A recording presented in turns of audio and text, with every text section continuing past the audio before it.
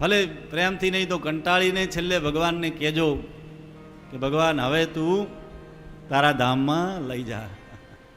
આત્મદેવને એવું જ થયું.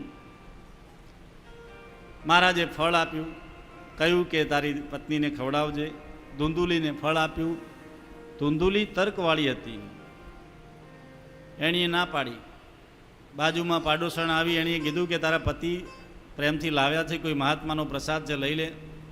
ના મહારાજ, હવે આટલી ઉંમરે હું પાછી સગર્ભા થાઉં, અને સગર્ભા સ્ત્રીઓને કેટલી તકલીફ પડે, કેટલી પીડા થાય, બાળકનું લાલન પોષણ કરવું, આ બધું મારે ઝંઝટમાં પડવું.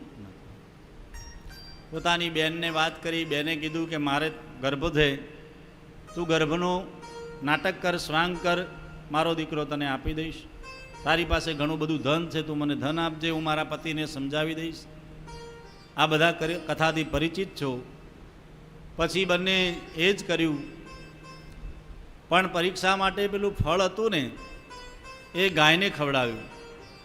અને ભગવાનની પ્રસાદીનું ફળ હતું, એટલે ભગવાનની કૃપાથી આત્મદેવને ત્યાં ગાયના કુખે પ્રસવ થયો ગોકર્ણ મહારાજનો. બોલો શ્રી ગોકર્ણ મહારાજ કી, શ્રીમદ ભાગવત મહાપુરાણ કી.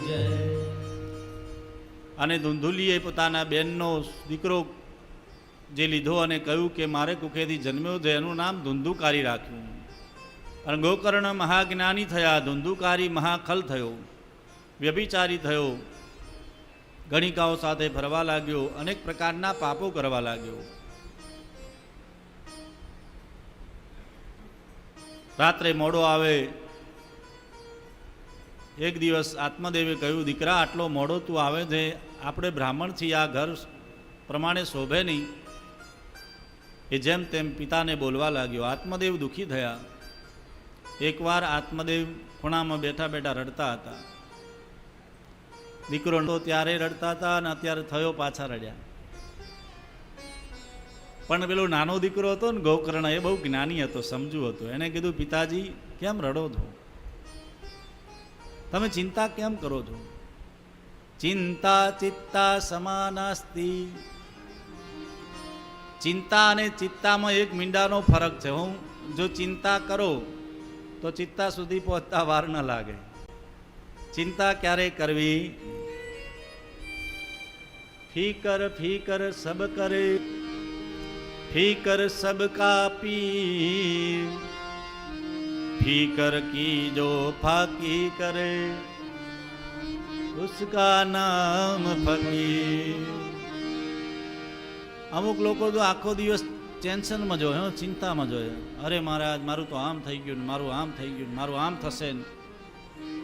યાદ કરો, ભગવાનના ભક્ત થયા પછી ચિંતા કરવાની જરૂર નથી. જગતગુરુ વલ્લભાચાર્ય મહાપ્રભુજીએ એક સ્તોત્રમાં કહ્યું છે, ચિંતા કાપી ન કાર્યા. ભગવાનનો ભક્ત ચિંતા કરે ને તો એને ભગવાન ઉપર વિશ્વાસ નથી. જો તમે ચિંતા કરો કોઈ પણ વિષય ઉપર, તો યાદ રાખો, તમને હજી પૂર્ણ ભગવાન ઉપર વિશ્વાસ નથી. ભગવાન શું કરી શકે છે, જે ધાર્યું ન હોય એનાથી પણ વિશેષ પરમાત્મા કરી શકે છે.